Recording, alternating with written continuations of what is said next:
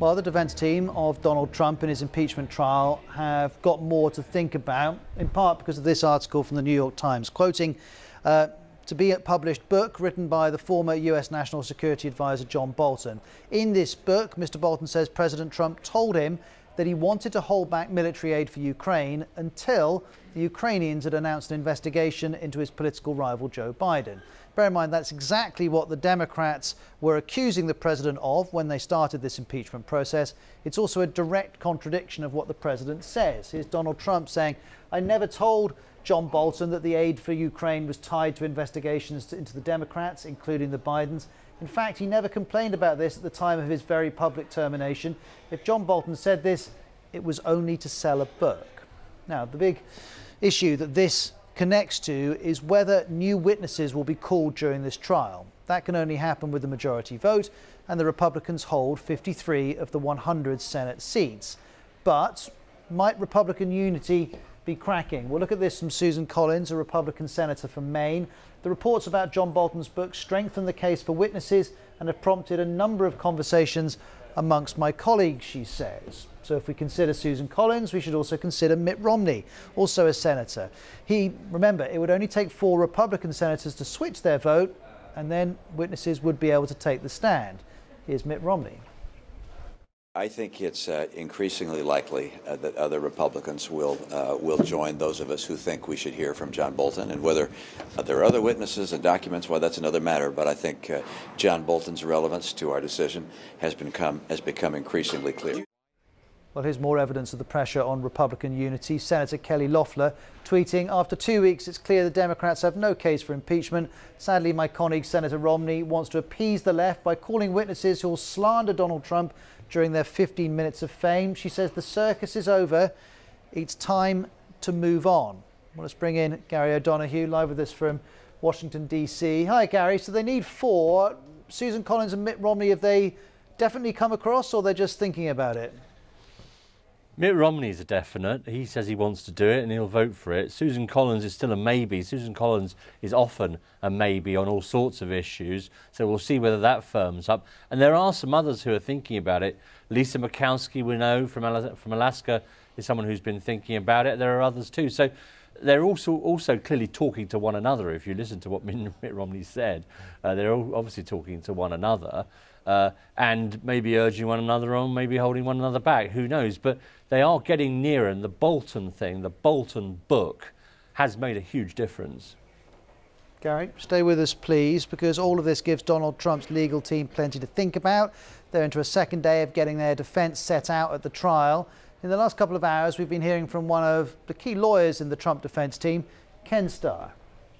Here at home, in the world's longest-standing constitutional republic, instead of a once-in-a-century phenomenon, which it had been, presidential impeachment has become a weapon to be wielded against one's political opponent. In her thoughtful Wall Street Journal op-ed a week ago Saturday, Peggy Noonan wrote this: "Impeachment has now been normalized. It won't be a once-in-a-generation act, but an every administration act.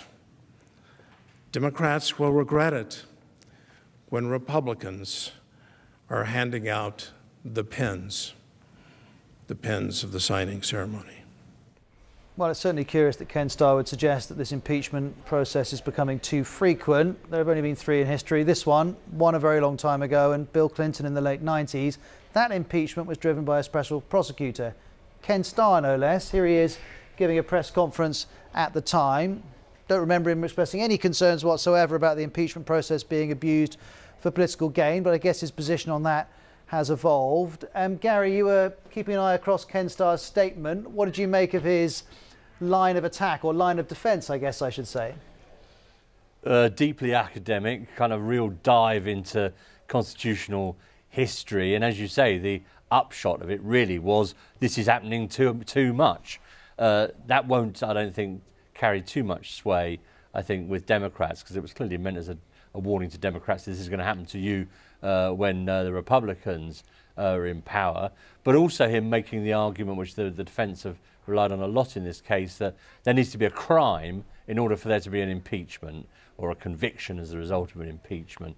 He says the founders made that very clear in the Constitution. A lot of other people dispute that, including a lot of other constitutional experts. But really a plea, if you like, from the former independent counsel, Ken Starr, to not do this sort of thing, even though it's set out as a provision in the Constitution.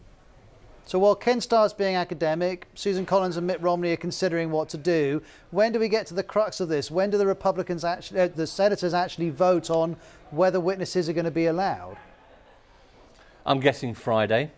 And the reason I say that is that the President's defence carries on today and will do as well tomorrow.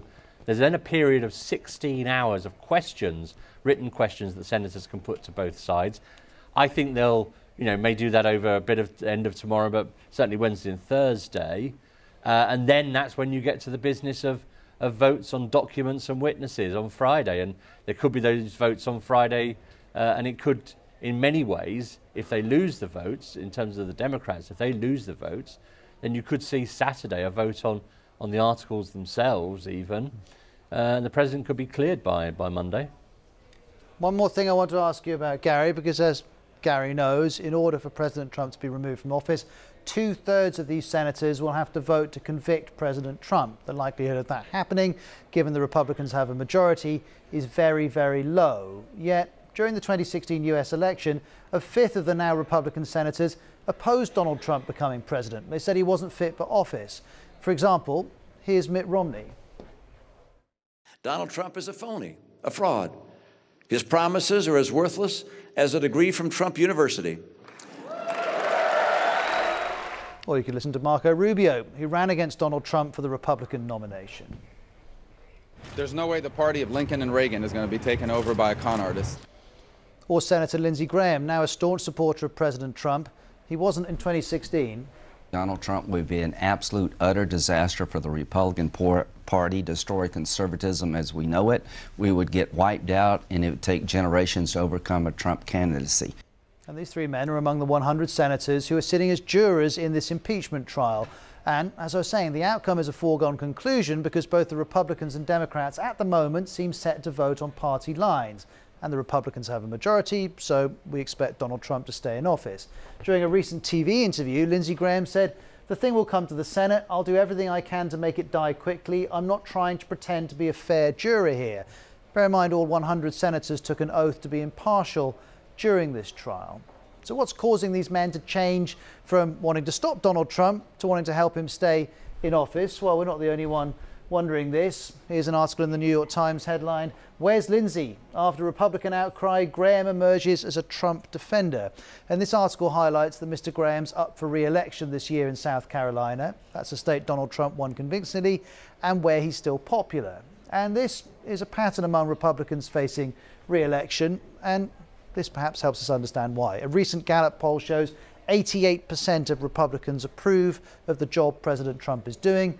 At the moment, politically, it may well make sense for these senators to stick by the president. We also know Newsweek has picked up on a similar story.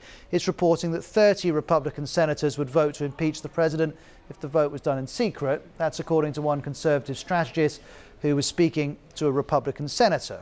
Of course, we're not able to verify that, but you get the questions that these articles are raising. Let's bring in Gary O'Donoghue again.